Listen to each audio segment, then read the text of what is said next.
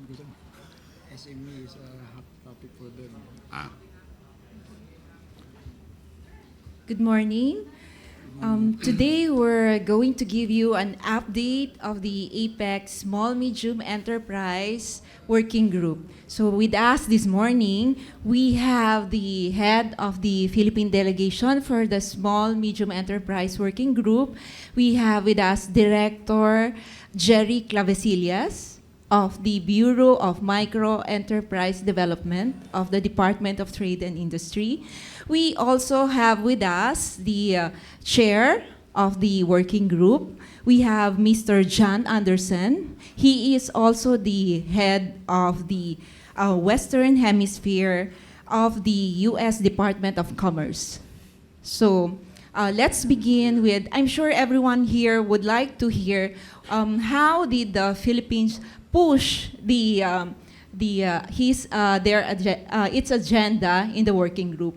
Director Jerry, can you give us some updates on how we push the SME agenda, especially the micro enterprise, in the action plans that the working group would push? Yes. Being the host economy for this year's APEC meetings, for the various SME meetings, our team, as I mentioned during the first day of our interaction here, is mainstreaming SMEs or micro and enterprise and SMEs in the global economy.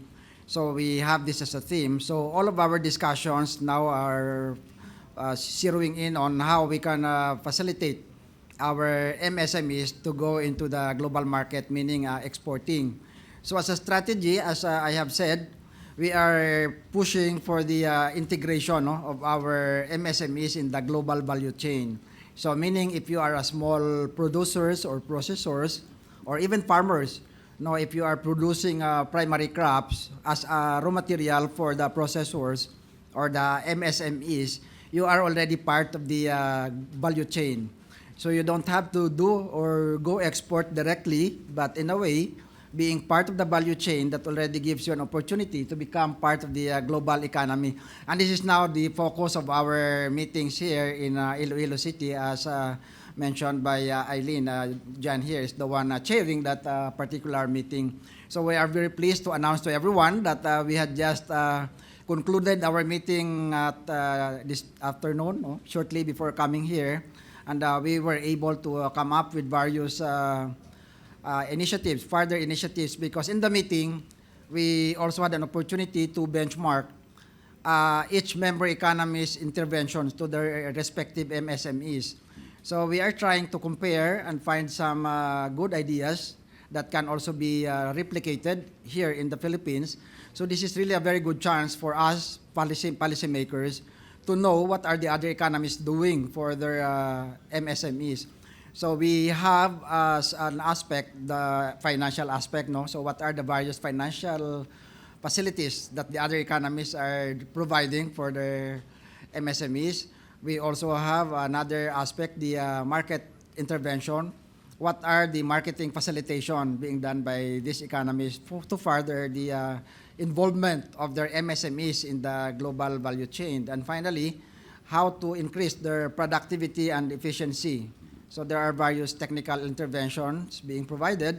And this is a venue for us in the APEC region to, again, sort of harmonize our interventions, because the bottom line is to make each of our MSMEs competitive, because we are talking of the global trade or global market. So meaning each of the member economies MSMEs must be able to do a global market, global trade at a competitive pace with everyone within the region. So that's what we have done so far for the 1.5 day, John, that we met since yesterday morning.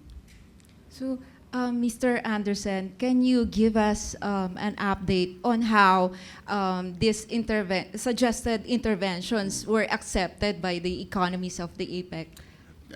sure, I'm happy to. And as a lot of what I'm going to say is already been said by Jerry. The Philippines, just let me say, first of all, has done a tremendous job in this their host year. Just a phenomenal job on the agenda, particularly in the group that we're involved in that focuses on MSMEs. As Jerry indicated, benchmarking best practices is one of the things that we've all been focusing on, because as we all are aware, even in the United States, micro, small, medium enterprises are the backbone of our economy, employing significant numbers of people, contributing a significant amount to each of our gross domestic product. And so what we are trying to do is make sure that they have access to the best information that's available, because as we find, even in my economy, that's often a challenge for MSMEs to know what's available, what other markets might look like. Access to financing is another key item that we focused on. Barriers that are unique to MSMEs that make it harder for them to be part of the international trade, and then, as Jerry indicated, a real focus on value chains and how MSMEs can become part of those, and really, as we've said before, focusing on from farm to fork or from fish to table, and really become part of the international trading system. Okay, thank you so much for sharing what went on inside the working group meeting yesterday and this morning, right? So we now open the floor for questions from the media. Can we have the first question, please?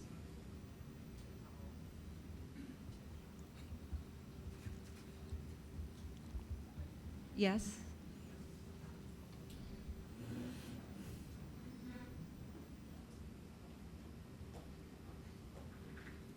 Okay, good afternoon, gentlemen. This question is addressed either to Sir John Anderson or Director Jerry Clavesillas. Sir, how positive are you that the small medium enterprise in America or in, international market can be adapted here, specifically in Western Visayas or in Iloilo City, knowing that as compared to international market, Iloilo City is very far as compared to America or shall we say New York. How positive are you that we Filipino or we Ilonggos can adapt the global the economy or the way the economy in New York or international market works? Okay, Well, I Director think Jerry. if I Yes. get your question right, you're asking if how are we making it for our local MSMEs to be competitive, no, in the global market, particularly in the U.S. market. Well, actually, we are already considering U.S. market as our main market, no, that's our traditional market. And most of our exporters, as you may have known maybe, are big exporters. But as we have said earlier, the trust now of our intervention is not for our MSMEs, not necessarily going into export directly, but becoming part of the value chain. So if you have noticed, maybe you are saying that only the big companies are exporting, but if you look at those big companies' suppliers, this must be mostly MSMEs, or even the farmers, no, the producers of the crops or the livestock or anything that they are processing. So that is how we are now trying to reach out to everyone to make the development inclusive. Because another thing now, because our theme, the national theme for the Philippines hosting of APEC is inclusive economies, building inclusive economies, building a better world. Building That's a right. better- Yeah. We saw it when we were coming up here. Yeah, on coming the- up here. That's the big poster here at the Rotonda, building inclusive economies, building a better world. So that is what now we are trying to address, because while we may be economically developing, but if it is not inclusive, meaning not everybody is becoming part of the development, that's not good development. So that is what now we are saying here. So that's how we are trying now to push for inclusiveness. So we identify the stakeholders or the players in each of the value chain and find out which chain is quite weak that may be needing more intervention. And that is where we will focus our assistance, so that will ensure that that chain is still strong and binding within the entire sector. John, maybe if you are... Yeah, one of the things we find is a challenge in my country too is statistics don't always show the amount of trade that is actually going through a value chain.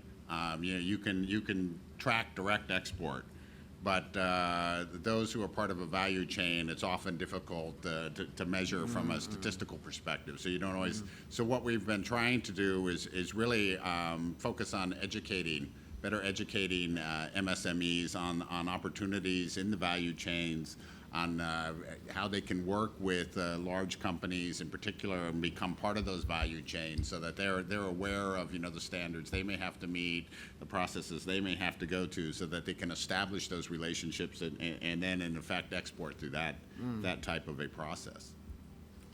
One of the things that we are doing now, it's not always making them part of the value chain, because definitely only those who are competitive, the strong ones, can become part of the chain. Definitely about 80% or even higher of our total MSMEs cannot become part of the chain because of simply some of the deficiencies. So what we are doing is, we are trying to capacitate them simultaneously, because another strategy also is, another demand is for our MSMEs to become exporters directly.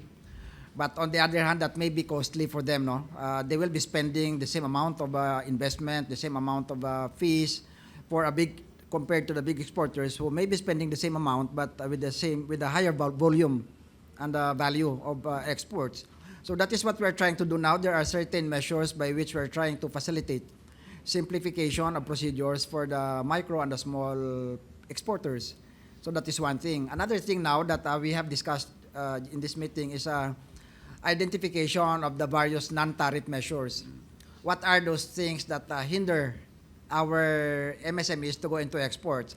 Because if you know, maybe you thought before that it's only the tariff, the duties, no, the customs fees and everything that are trying to discourage them from getting into exports. But now the common issue among all of the MSMEs in the world are the various non-tariff measures imposed by each of their respective markets may have different requirements.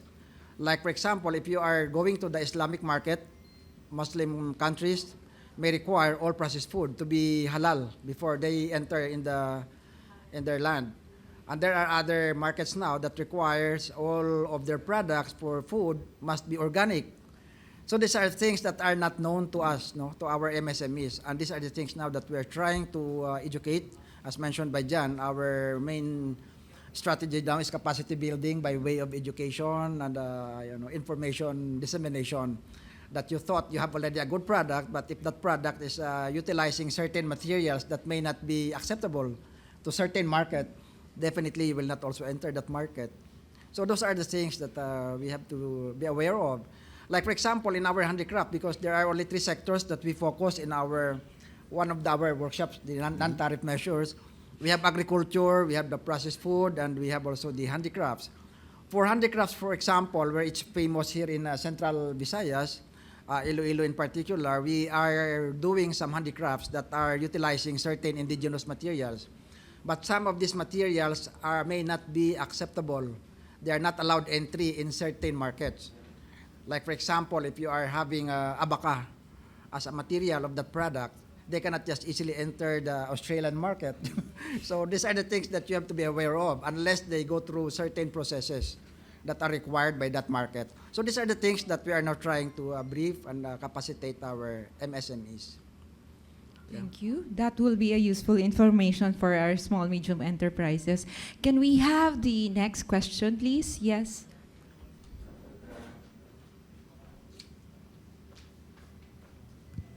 Good afternoon. I'm Ray Marquez Capella of Panay News. Sir, since one of the main thrusts of the working group is to engage the SMEs in technology, are there plans of having a program that will push for the development of small-time technology-based entrepreneurs like tech startups, for example? Did you tackle that during the meeting? Jen? Yeah, there are a number, as Jerry said, when we were benchmarking a number of projects, a number of the economies have are advancing projects specifically focused on the internet and e-commerce and bringing, how do you get MSMEs to be a bigger part of that chain and aware of that and how they can participate. So I believe Chinese Taipei has done some of those. I think Korea is doing some of those. And again, it's a way to make sure that people have access to a much larger consumer base and essentially have a way forward that they can easily access the internet and other market services through e-commerce. Yeah, definitely. Even domestic initiatives now are really focusing on innovation because that's the thing that will facilitate the progress of our MSMEs. That's why most of the projects that were shared to us here in this particular meeting are all technology-based. Startups in particular are the focus of these interventions because we have so many young individuals now who are interested to start a business with a very, very good concept and idea that are all technology-aided. So this is the way now to really spur the development, at a very fast rate. And that's why we are also facilitating the entry of our young population to the MSME circle. Because otherwise, if you will just concentrate on the traditional way of doing business, that may not have that big opportunity in the market. So these are the things now. You have already maybe witnessed several startup events.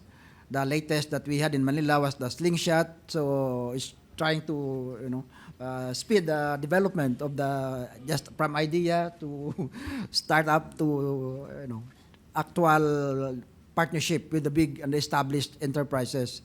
So big companies like Microsoft, Google, they are giving opportunities for the young individuals who might be able to come up with certain applications that they can use in their operation.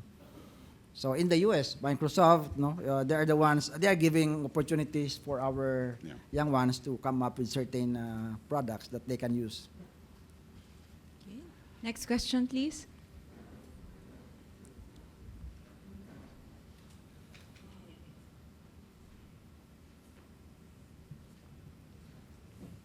I am Lydia Pendon of the Manila Times. And speaking of products for exports, we here in Western Visayas have $2 earner products like our Guimaras mango and the Moscovado sugar of Antique. But for several years already, these two golden products can hardly penetrate the American market. We have exports, but for a few dollars only. Is the American market against us? Against our own products? Yeah, Mr. Anderson. You want to answer that one? I'd like you to I will share. answer it first before Yeah, Jan. okay. Well, actually, there's no restriction to our products, as I have said, but there are certain non-tariff measures. What are these non-tariff measures? These are requirements. Requirements are, for example, in terms of quality. So for sugar, there are certain levels of whatever as far as the laboratory test is required that have to be complied by our MSMEs. That's why now one of the interventions in our working group is to make our MSMEs compliant with the international requirement. So it's not simply to exempt them from compliance, but rather how to make them compliant. That is now the focus of our intervention because we're talking now of all market as international market. Even our own market here is considered already as an export market because our own products are already competing with other products that are coming in here freely. So if you are not competitive, if you are not compliant, for example, in terms of packaging, the labeling, there are so many requirements. If you just have maybe read the requirements in our Food Safety Act about food processed food in the products, there are so many things that they have to comply with. That is only a domestic requirement. So much more of the other markets requirements. So these are the things that we really have to comply with. Definitely, the American market is not against us because, as you have said, ma'am, there are these are $2 earner products, meaning there are already some exporters which are also already penetrating or having access in the American market. So what are the things that they are doing which our other MSMEs cannot do? These are the things now that we are trying to facilitate the others so that they can become part of those who are already making the U.S. market as their traditional market. So, John, That was a good Mr. answer. Anderson, can you share us how the U.S. market view the entry of this product? I think Jerry said it probably best in terms of a lot of it is just trying to navigate the standards and the requirements. U.S. producers have the same issues when they go overseas. It's one of the reasons, as part of the MSC work group, that we held an event in Atlanta, Georgia, in June, where we brought to focused on processed foods and agriculture, so that we could have that sort of discussion with MSMEs, so that they could get a better understanding of what companies look for, what the requirements are, because it's a challenge for a lot of MSMEs, not just Filipino SME. That's a hard thing to say. Yeah, MSMEs. it's a tongue twister, But challenge that the U.S. companies, when they go to export too, for example, standards are always an area that's a challenge, particularly for small and medium-sized enterprises, and particularly if they're going into more than one market, where they discover, well, they've met the standard for this market, but this other market over here has a completely different standard, and it's expensive for them to continue to meet all those different requirements. So that's part of what we're trying to do, is educate our companies on how they can better do that, and then also negotiate with other governments as we move forward to see if we can't harmonize or regularize our standards. Okay, thank you so much for your inputs. Maybe the SMEs, local SMEs here can consider that. So can we have the next question, please? Yes, please.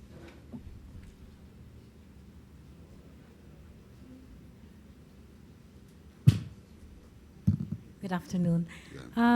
Just how much MSMEs do we have in the Philippines? What are they, and where are they? For some stats director.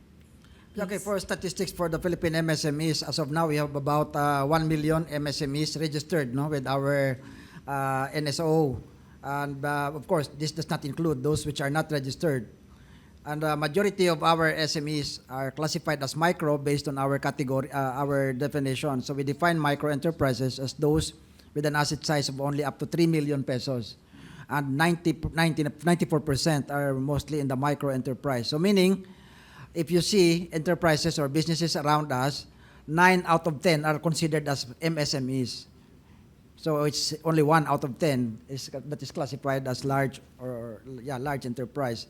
And what are they? Where they are? They are almost all over. The majority of our enterprises are in the processed food. That's why we focused our discussion on the non-tariff measures on the processed food. Because if you noticed, even in your display there at the ICC, you have your panoply on fair there, and the products that are displayed there are mostly food.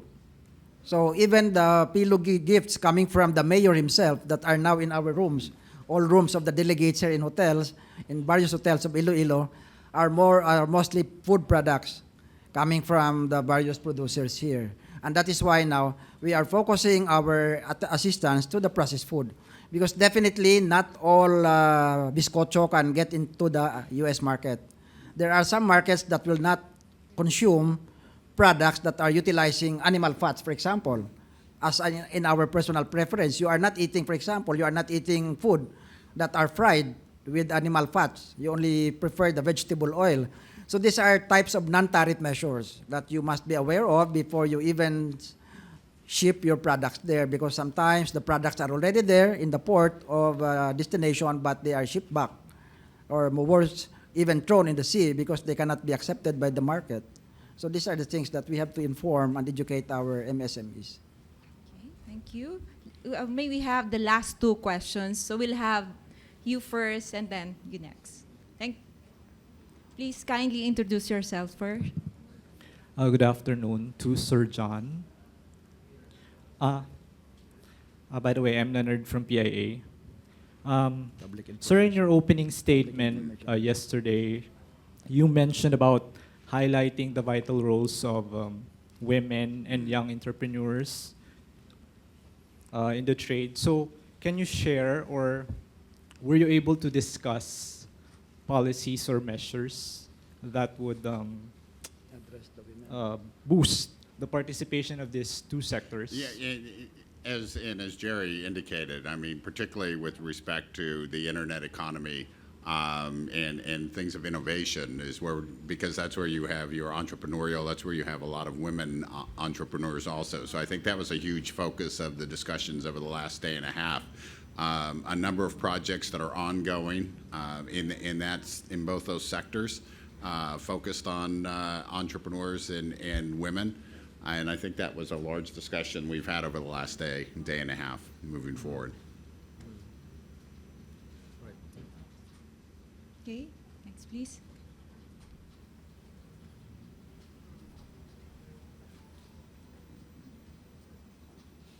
Good afternoon, sirs. My question is for Sir Clavesillas. This is regarding the One Town, One Product program of our government, of the Department of Trade and Industry.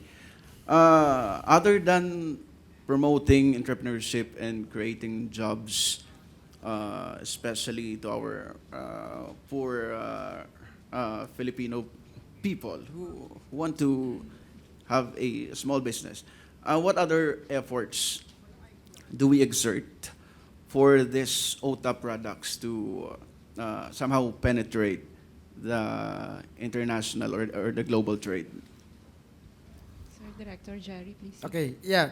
Well, what are the other things that we are doing for furthering the development of the MSMEs in the country, aside from product development, as you said, and then, you mentioned about employment generation. These are the bottom lines, no? These are the results of promoting SMEs, because MSMEs are the ones generating most of the employment in the country.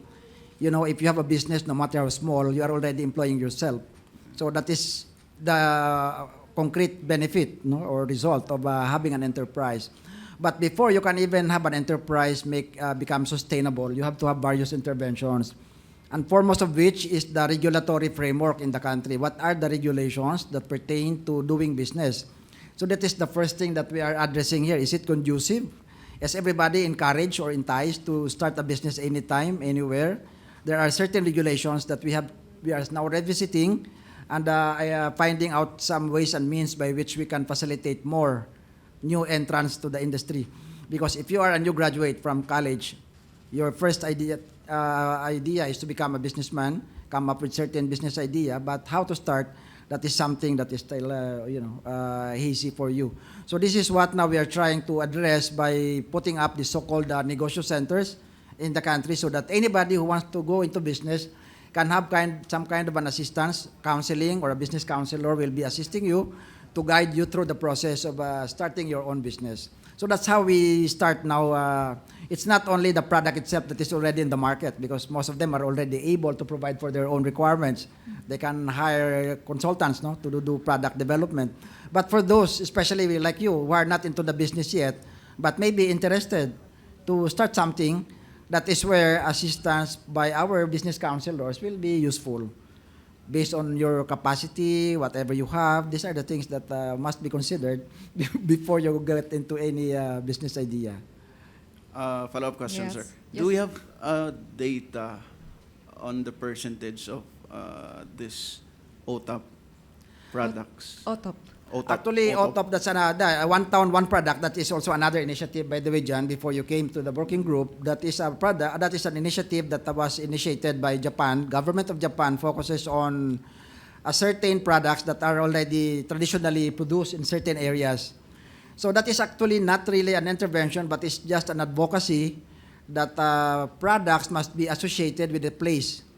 Like in your case, if you are associated, for example, PI is associated with Bacolod. But for Iloilo, for example, you are associated with Biscocho or Butterscotch. So something like that. So if that is now the association with a place, we boost the intervention toward that identity. So what are the requirements, for example, of the Biscocho and the Butterscotch that will make them improve a lot, and will also carry the identity of the place of Iloilo? So technical intervention will come in and make sure that the Biscocho and the Butterscotch coming from Iloilo is of a world-class quality, that every time you say Iloilo, you will be identified with Biscocho and Butterscotch.